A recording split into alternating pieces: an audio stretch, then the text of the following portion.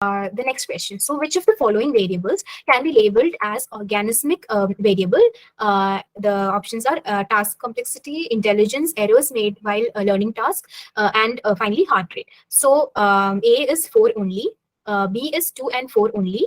C is 1, 2 and 4 only. And D is 2, 3 and 4 only. So, any answers? Okay, you can put in the chat box, or like you can unmute yourself. Or I'll call someone. I think option B. Yeah, okay. That is 2, 3 and 4 only. Okay, all right. Option B. B. Okay, 2 and 4 only. Yes, ma'am. Yeah. Anyone else? I think option B. Okay, same option. 2 and 4 only. Intelligence and heart rate. Okay. So why do you think it's option B? Because task complexity and option 3, which is external, right? Okay. That's why. Okay, all right. So you're correct, because when you say organismic variables, so organismic variable is basically, those variable which is relatively constant to a particular person. That is like their physical characteristics, example heart rate, or their inborn innate characteristics like your intelligence or personality. So these are all organismic variable. And when it comes to task complexity, so this is not an organismic variable.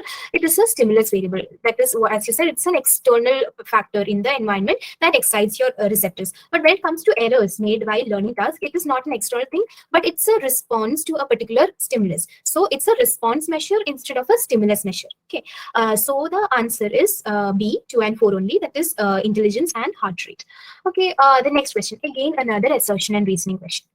Again here, assertion is that a large body of research indicates that violence and aggression is learned through observation. The reason is that learning through observation takes place due to exposure to similar situation and experienced reinforcement. So your options here are A and R are true, but and R is the correct explanation for A. Then you have both A and R are true, but R is not the correct explanation for A. And you have A is true, but R is false, and both A and R are false. So any answers? This is a very simple question. Think like very basic social psychology question. So any answers? Option A. Okay. Why do you think it's option A? Because in social learning theory also it is said that aggression is learned through observation. Okay. So your assertion is right. So what about the reason? Reinforcement is something which can maintain the behavior, right? So experience reinforcement and also the exposure to the similar situations, because the person is facing the situation again and again, and he's maybe continuous exposure leads to learning, right? So wouldn't it be operant conditioning instead of social learning theory? Yeah, maybe. Yeah, it's actually an explanation for operant conditioning. So the reason is false. The assertion, as you said, is true, because in social learning theory, you say it's one of the basic theories that explains your aggression, where aggression and violence is learned through observation. But when it comes to social learning theory, you observe a person, and with the reinforcement that is given to that particular person for his or her action, we learn because of that particular observation, right? So observation has some more importance than actually experiencing a reinforcement. So you can, your Bobo doll experiment and all that. So the child sees the person who is being hitting the particular doll. He is being reprimanded, and because of that, the child may refuse to learn that particular behavior towards a particular doll. But if that person is getting reinforcement, positive reinforcement, the child may actually copy that behavior, and it can lead to the learning of aggression in that child. So that means that vicarious reinforcement, right? Yes, vicarious reinforcement. You're right. So that so here, what they're talking about is you yourself are experiencing reinforcement. That is not a part of social learning theory. That is more in tandem with the operant conditioning. Okay. Yeah. Okay. So yeah. So you have option C, that is A is true, but R, or the reason, is false. Again, the site, that is tutor2u.net, it has a very good explanation of the association between aggression and social learning theory. Okay, again, another assertion reasoning question. So, assertion is that recent researchers has shown positive effect of cognitive remediation training on the neurocognitive functions as well as the overall functioning of patients with schizophrenia. And the reason here given is that pharmacotherapy alone does not help patients with schizophrenia to function at the highest possible level of their ability. So, the options are both A and R are true, but R is and R is a correct explanation. Then you have A and R are true, but R is not a correct explanation. Then you have A is true, but R is false. And then you have A is false, but R is true. So any answers? Okay. You can like message also, it's fine.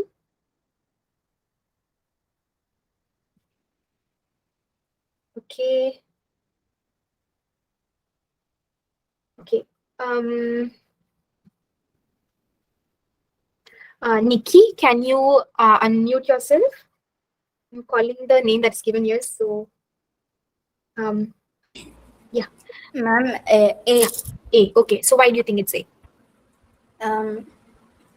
Because pharmacotherapy alone cannot help with treatment.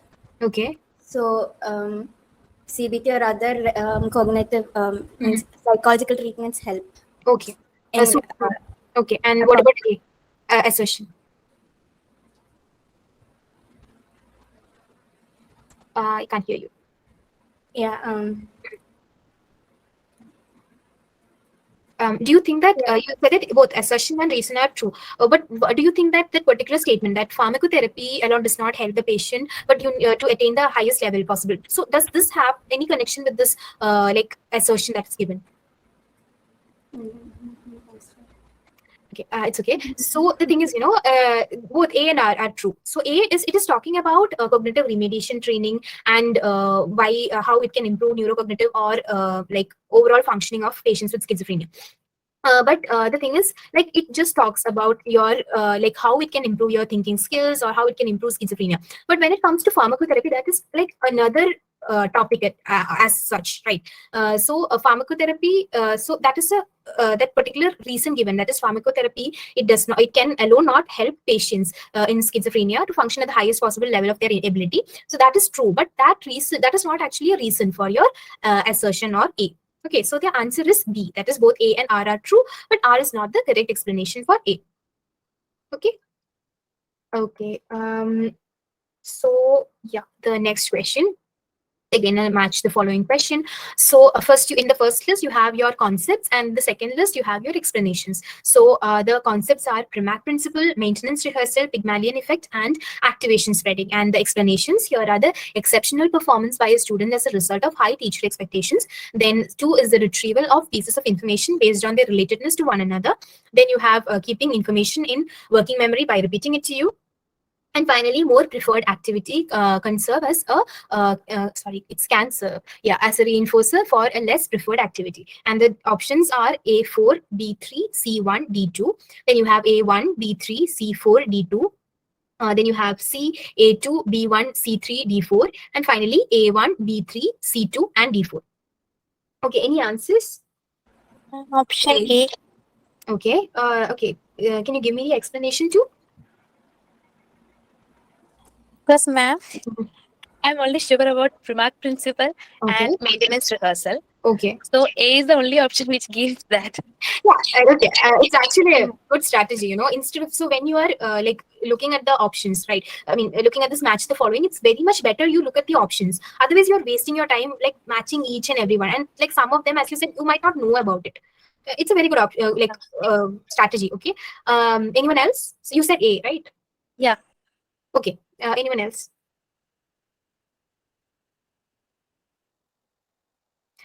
Okay.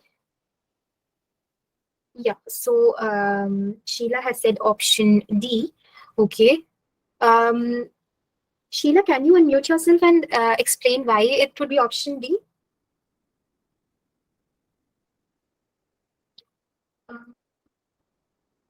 Okay, fine, no problem.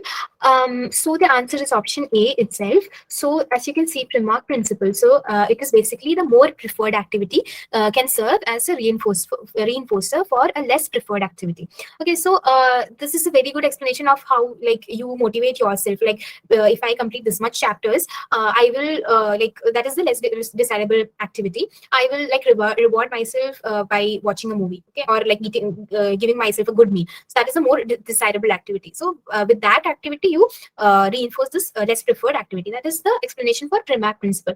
Then coming to maintenance rehearsal. So maintenance rehearsal is basically the keeping information in the working memory by repeating it to yourself. Okay, there is a word rehearsal, so it is very much associated with your memory, especially your working memory. And as like when it comes to long-term memory and all, it's mostly associated with like retrieval and everything. When it comes to your short-term memory or working memory, you can think of questions where your rehearsal and everything comes. It's more associated with that.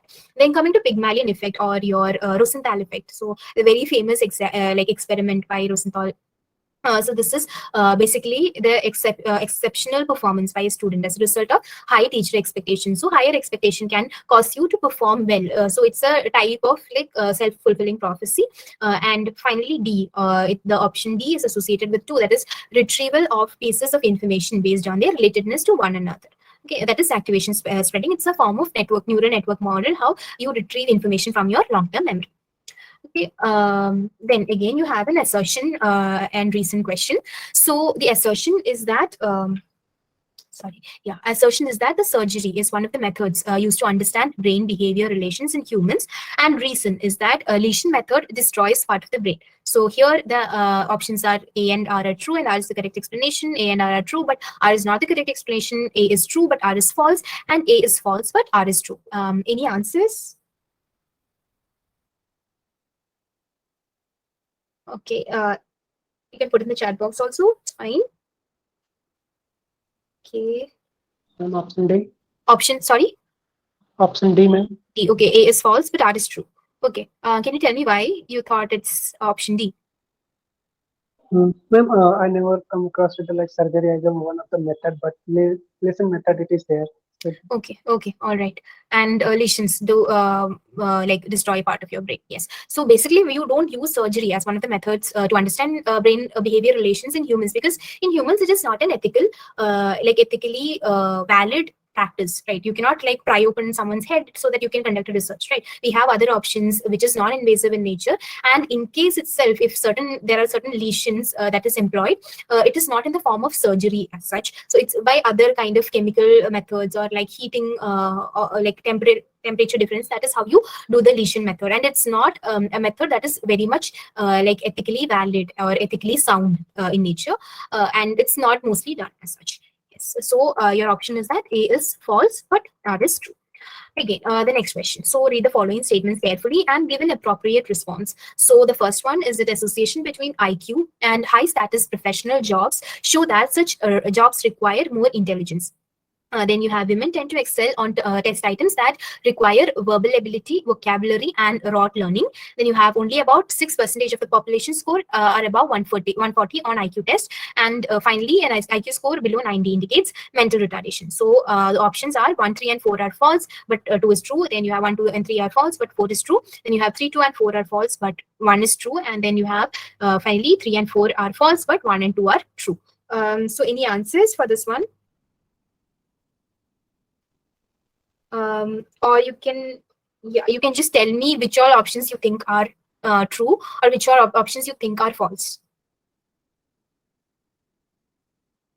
Anyone? Okay.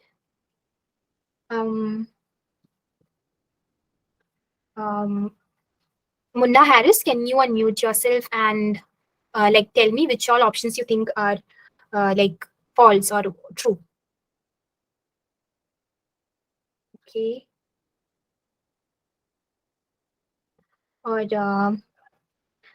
Ramsey A, can you unmute yourself? Yes, ma'am. Yeah, can you tell me which all options you think are false or which all options you think are true? Like among 1, 2, 3, and 4.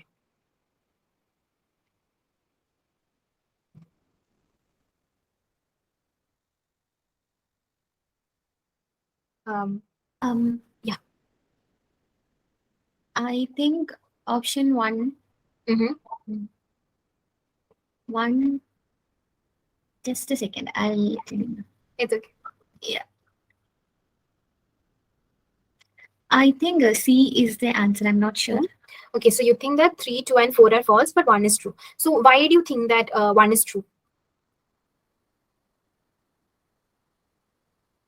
Because it's like association between the IQ and high status professional jobs usually should require more intelligence. Okay, so so as you said, so association. So this implies correlation, right? Yeah, it implies correlation. Yeah.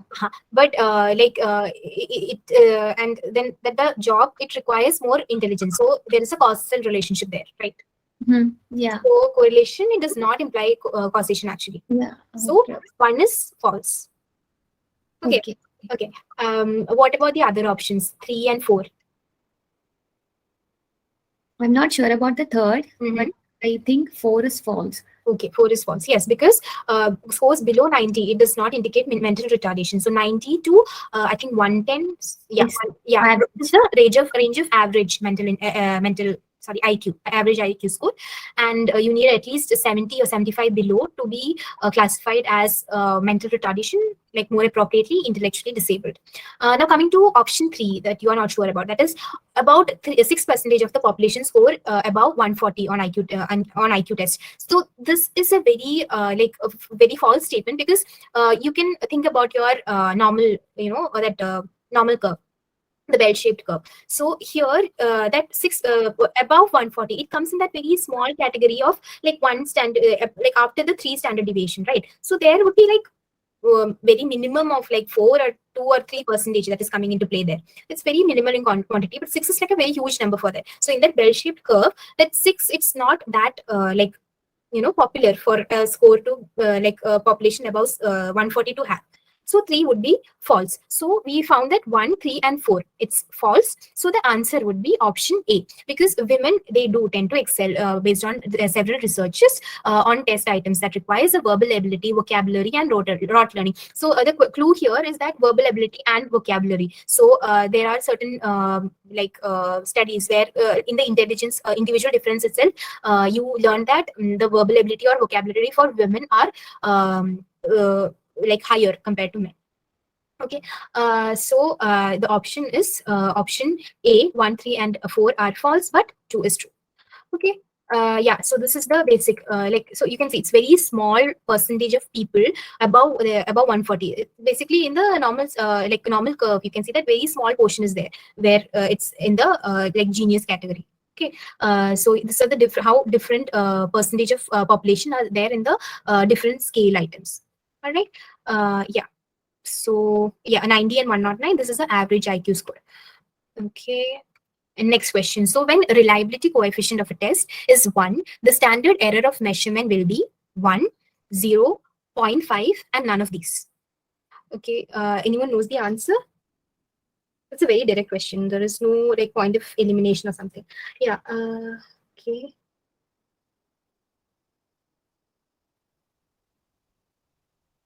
Yeah, the ratio of each intelligence categories. Yeah, so I'm not particularly sure with that. I'll check into it, and I'll in the next tomorrow's PPT, I'll check into it, and I'll add a slide about that. So there is if you search for the IQ range, I'm sure about that 190 to 109 or 110. So that is where your average intelligence lies. Then 110 to 120 is the above average. Then you have 80 to 90, which is dull normal, and I'm not sure about the rest of the classification, because it's not there in that, I can't just remember that. So I'll add a slide in the next session. Okay. Okay. So coming to this question. So when a reliability coefficient of a test is 1, the standard error of measurement will be 1, 0, 0.5, none of these. Okay. Yeah. Anyone knows the answer? Okay, so there is a direct relationship between standard error of measurement and reliability. So when the standard error of measurement increases, the test reliability it decreases. Okay, and if test reliability it is 0, then standard error of measurement it will be equal to the standard deviation of the observed test scores. And if test reliability is 1, then standard error of measure will be 0. So this particular site, statistics how to, it gives an explanation of all these points of standard error of measurement. And this, I think here also you can search for different like points of statistics, and it gives a quite like easy to understand explanations. Okay, the next question is that a researcher measures the same group of people's physiological reaction while watching horror films and compare them to when watching erotic films and a documentary about wildlife. The resulting data are skewed, and what test would be used to analyze the data? So you have independent analysis of variance, then you have repeated measures, analysis of variance, then you have Friedman's ANOVA, and finally Driscoll-Wallace test. Okay, so can anyone answer this? This is a very good, again, a good practical application when it comes to stat. Any answers? Okay. All right. You can like put in the chat box also. That's fine. Okay. All right. So here, so first, I'll tell you a few key points that are there in the question itself. So first, you have to notice that the resulting data were skewed. So obviously, the like your test here, the statistical analysis here should be non-parametric test. So among A, B, C, and D, C and D are the non-parametric ones. That is Friedman's ANOVA and Driscoll-Wallace test. Okay, and here the dependent variable is the physiological reaction, and the different groups of independent variable are the like the group of horror films. Then you have erotic films and documentary about wildlife. So here you are measuring, the key word again is that you are measuring the same group of people. So when you are measuring the same group of people, it is a repeated measure. Right, and the non-parametric alternative of repeated measures of ANOVA is the Friedman's ANOVA. So the option is option C, that is Friedman's ANOVA. Okay, so here are the different explanation. Okay, I'm not going into this much detail again. Which of the following is a non-parametric test? Analysis of covariance, analysis of variance, the median test, and critical ratio. Any answers? Okay. Sandeep, can you unmute yourself and answer? Ma'am, I think option C would be made, Okay. non-parametric. Why do you think so? Ma'am, because I think median test is when we usually find the data is on ordinal scale. Yes. Okay. Yeah, that is the basic understanding. So median test is basically done when it is in an your data is in ordinal scale, and when it comes to ANCOVA or ANOVA, it is a parametric test. So these are the basic parametric tests you study. And critical ratio is not actually a test as such. It can be used as in terms of hypothesis testing, but not as a statistical test in itself. So the answer is median test. Okay, so another like matching list where you have list 1 where it is the phenomena, and list 2 which is the psychologist. Okay, so A is the two-factor theory, then you have B, multi-factor theory of intelligence, then C you have structure of intellect model, D you have level theory of intelligence, then the psychologists given are Thurston, Jensen, Spearman, and Guilford. Okay, any answers? Okay, option D, that is A3, B1, C4, and D2. Okay, anyone else?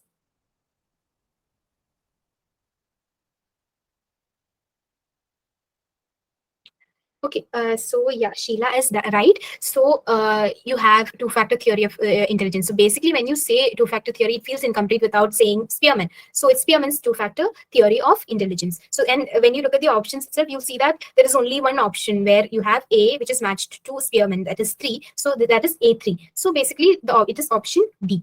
In Spearman's two-factor theory of intelligence, so here you have two components, that is your general intelligence, which is your overall intelligence, and specific intelligence, which is for specific abilities that you have. Then you have Thorndike's theory of multiple intelligence, where this theory of intelligence, it's basically a collection of abilities, and each of which are measured by its own test. And then Guilford's structure of intelligence, so it's like it has 3 components of 3 dimensions, where operation, contents, and products, and each of them has particular their own components, and all of this together have a combination of this will give you your intellectual abilities. And finally, Jensen's hierarchical model of intelligence, where you have two level theory, or it's the level theory of intelligence, where you have level 1 and level 2, which level 1 is a very basic, where your stimulus input and output, it's basically almost similar, and your it's like learning by association. And in level 2, more higher order thinking skills is required, where you use your cognitive components to transform your input to produce an effective outcome. Okay. Now again, another matching list. So you have the routes in the list 1, and in list 2 you have processing, different types of processing. So again, the A, B, C, D are central route to persuasion, peripheral route to persuasion, distinct routes to persuasion, attitude, behavior discrepancies, and then you have heuristic processing, elaboration, likelihood processing, cognitive dissonance, and systematic processes. And options are A4, B1, C2, B3, then A3, B2, C4, B1, A1, B2, C4, B3, and A2, B4, C3, and D1. Okay, any answers?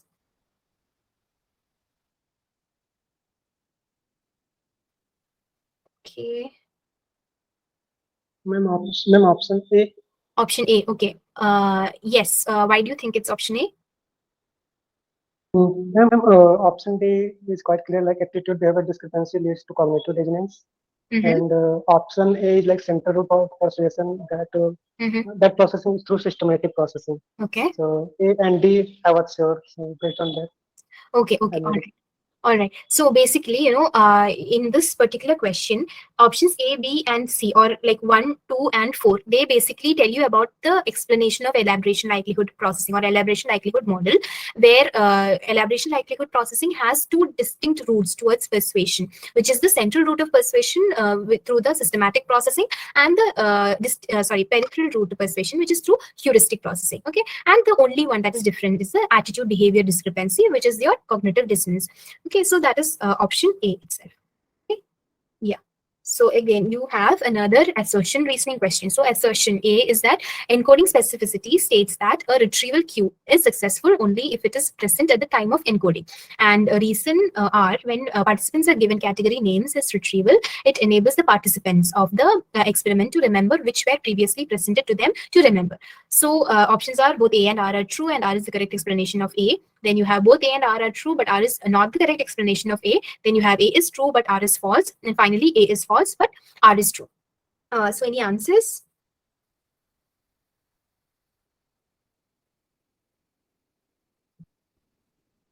Okay.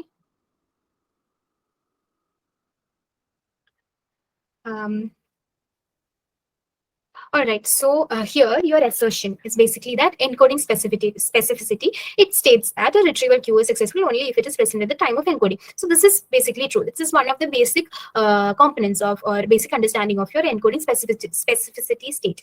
Then coming to reason, that is when participants are given a category name as retrieval. This enables the participants of the experiment to remember which were previously presented to them for remembering. So this is also like kind of correct only. But the thing is, this is not something you cannot say that R is the reason for A. Right, you can tell opposite probably, like A is the reason for R, but R is not actually the reason for A. So the option is option B, that is A and R are true, but R is not the reason for